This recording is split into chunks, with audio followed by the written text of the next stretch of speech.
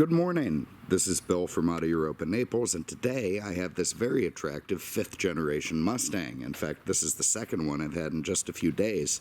I'm on a little bit of a Mustang buying kick. Truth is, they're just showing up when I'm ready to get something.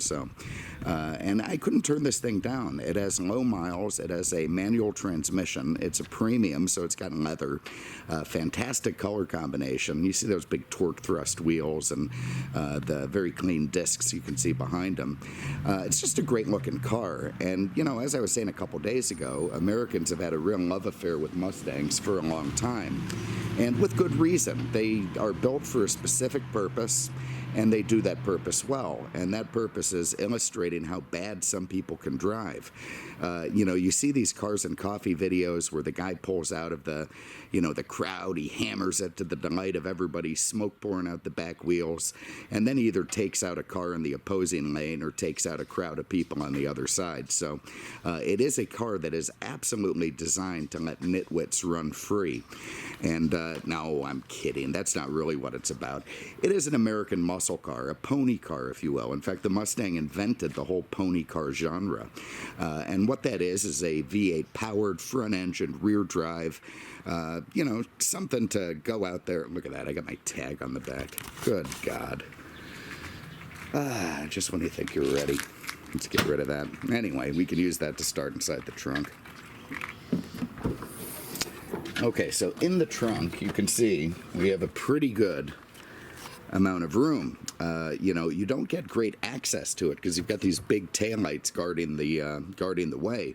But it is nice and big in there. You're going to be able to fit in golf clubs. You can fit in your Costco shopping. You can put in crates of ammunition, hand grenades, whatever you need.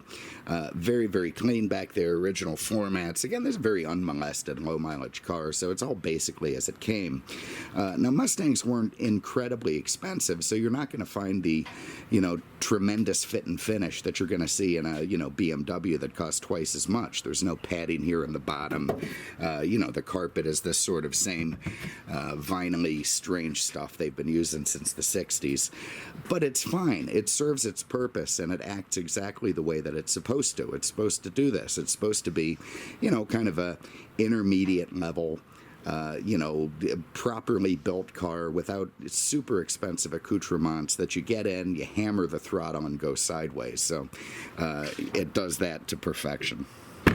What a beautiful color this car is. Absolutely love lovely dark red metallic. You see it's got a deck wing spoiler there. Just all very nice.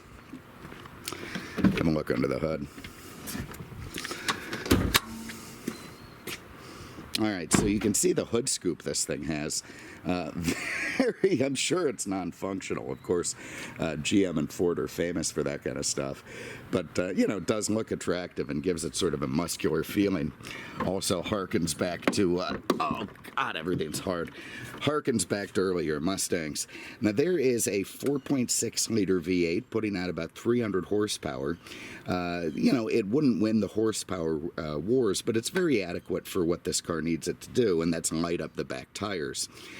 You can see it's got coil-on plug type stuff. It's got big intake runners there. It's all been massaged and, well put together.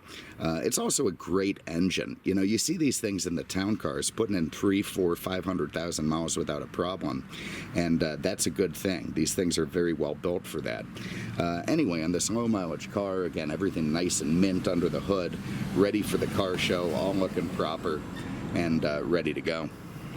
I love those big Eleanor-style fog lamps. The front end of this thing is very retro with the angled back headlamps, the big fogs in the middle. God, I got bugs assaulting me. Anyway, it's meant to look like an early Mustang while still being modern, and it does pull that off pretty well. Back to those beautiful torque thrust wheels, absolutely lovely. They're a little bit vintage and modern at the same time. You see the GT badge where the 5.0 used to go. Anyway, everything looking good there. Let's get the top down. See this beauty line here. Again, Ford has brought these styling cues all the way from 1964. I mean, if you kind of squint, the thing does look like a 64.5 Mustang in a lot of ways.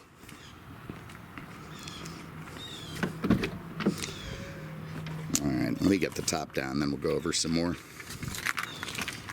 Now, to do that, it's a pretty simple affair. All we have to do is put up with the binging the car's going to do, because I have the ignition on and the door open. Open up these two guys right here. Put our visors back. Press the button up there on the header, and down it goes. So that is straight out of, the 1970s. Very, very simple to operate, isn't going to break, and, does what you need it to do very properly. Now, let's have a look at the car now. Now, I always thought this was kind of weird, the way it goes down and leaves this gap here. I thought that wasn't all the way down at first when I got my first 05 convertible, or whatever year it was.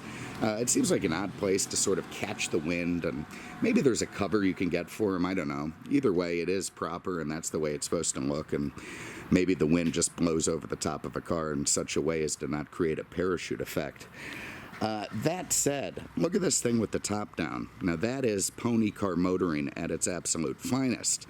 You can see a lovely rake back windshield. Again, that big long hood with the hood scoop, stubby little rear end with the spoiler. Sorry about the sun on the paint, looks weird, but what are you gonna do? And anyway, what a good looking car. Even those taillights and that center trim all harken back to earlier Mustangs. The big twice pipes at the bottom. Let's go for a spin.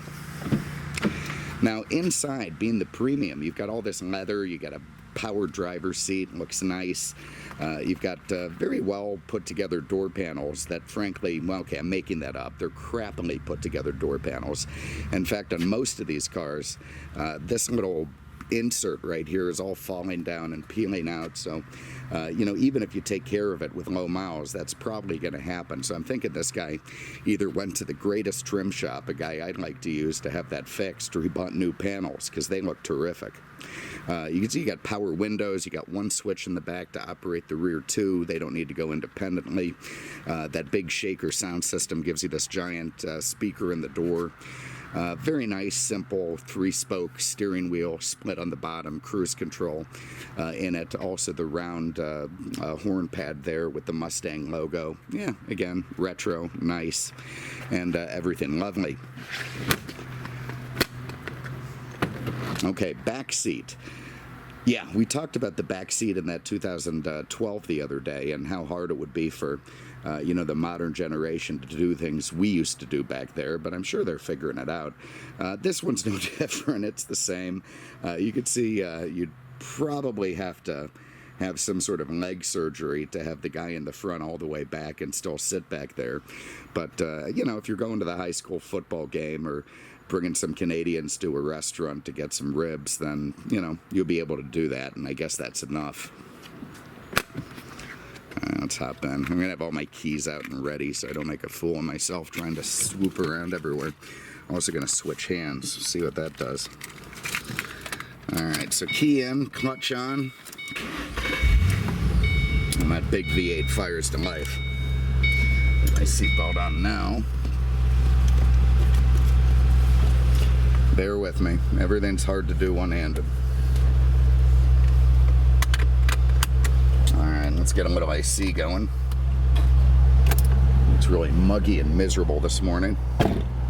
Okay, so here you can see a gauge cluster that's, again, been designed to look like something from the 60s. Very, very similar. Giant chrome trim around the tach and the miles per hour. A couple little gauges, temp and fuel in the middle. There you see just 50,000 miles on this thing. Very nice steering wheel to grip. Over here you got your light control, kind of very Mercedes style, truly. You twist to go on, you pull for the fogs. Yeah, I think they might have copied that one. You got your power mirrors up here, nice stuff. Your power locks, again with the power windows. Oh my God, full hot. Look at that, full hot. That's great. Over here you've got these vents, which are the honestly the most terrific vents I've ever seen. They spin around, they're super easy to point at you, they kind of look cool, and if you want them closed, you just do that. So a real effort in simplicity that works, and Ford has done that quite well. You've got your headlamps here, you've got your wipers over here. You've got power outlet, traction control when you really want to, take out a crowd of people or make a nitwit out of yourself. Turn that off. Your hazards, airbag off, indicator. You got a Shaker 500 sound system, lots of watts, gonna sound good. What do we got this morning? America's on-time electric. That damn thing.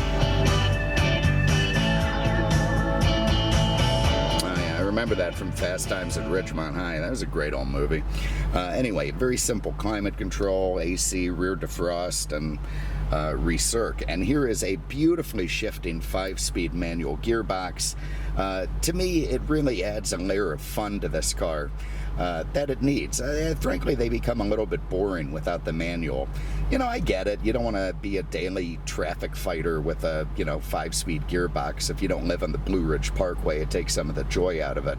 But the car really does change its character when you're banging your way through the gears, and it's nice. Got a very standard glove box with a set of books. Everything lovely and tightened together in this car. All immaculate, very, very clean, befitting a very well-kept, low-mileage car. You've got a couple of varying size cup holders here. When you need a big one, you got the back, a small one up front. They're sort of LED lit.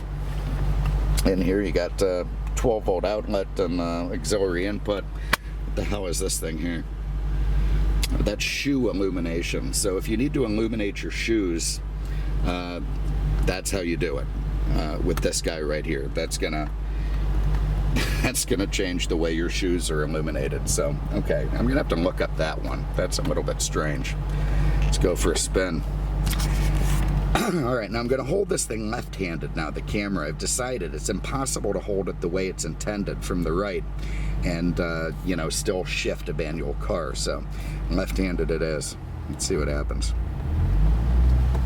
Look at that big hood scoop up ahead leading the way, really blocking your vision.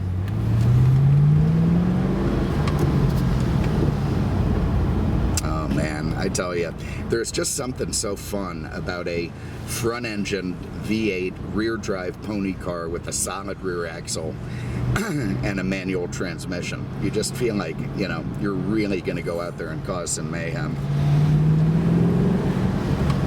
Get out of the way, bird.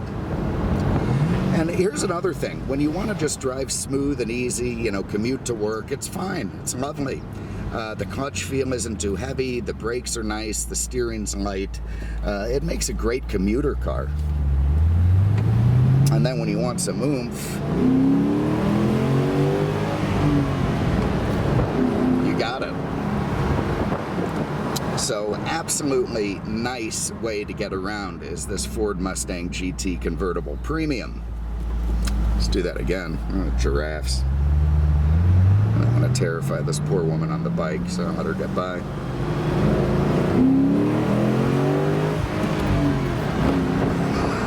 All right, very nice. So you can see the rev limiter there is quite violent. Absolutely comes to a full stop at the 6,000. Doesn't give you a second. And anyway, just a very nice car to shift and drive sportily. Just don't be an idiot, for Christ's sake. Mustangs already have a reputation for doing that, and it'd just be bad if you help that. So just drive normal, have fun, get that induction noise going, and enjoy yourself. So anyway, there it is, 2008 Ford Mustang GT Convertible, premium model, 50,000 miles, nice colors, immaculate piece, lovely, lovely car to drive, lovely car to look at. You're gonna love it. You have an interest, give us a call, 239-649-7300, on the web at mercedesexpert.com. Thanks so much for having a look. We appreciate it. Oh, wrong gear. We'll see you with the next one. You know what? I'm going to get one of those GoPros that bolts to my head. We'll see how that works, because I don't know. This just sucks. This just absolutely sucks trying to use this camera this way. All right.